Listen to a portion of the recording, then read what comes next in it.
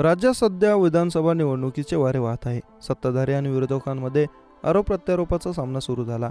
अशातच उद्धव ठाकरे गटाने शिंदे गटाच्या आमदाराच्या सुरक्षा रक्षकांचा संतापजनक व्हिडिओ समोर आणला. शिंदे गटाचे आमदार महेंद्र थोरवे यांनी भर रस्त्यावर एका कार चालकाला लोखंडी पाईपाने मारहाण केली. हा व्हिडिओ सोशल मीडियावर व्हायरल होतोय. उद्धव ठाकरे गटाच्या अधिकृत ट्विटर अकाउंटवरून हा व्हिडिओ शेअर करण्यात आला.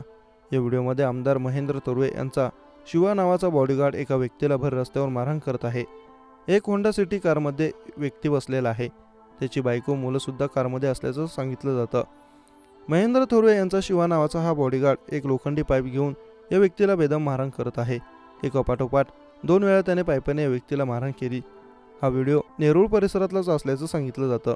महाराष्ट्रात गुंडाराज मिंधेंच्या आमदाराच्या महेंद्र थोरवे यांच्या शिवा नावाच्या बॉडीगार्डने नेरूळ येथे भर रस्त्यात एका व्यक्तीला मारहाण केली. त्या व्यक्तीची बायका मुलं रडत होती, पण कोणी मदतीला यायची हिंमत केली नाही. कायद्याच्या चिंधड्या, लोकांचे हाल ही फक्त कर्जतची अवस्था नाही, राज्यभरात गुंडगिरी वाढली आहे. कायदा सुव्यवस्थेची वाट लागली आहे, कारण गुंडांचा म्होरक्याच बेकायदेशीरपणे मुख्यमंत्री पदावर बसला आहे, अशी टीका उद्धव ठाकरे गटाने ट्विटच्या माध्यमातून केली आहे.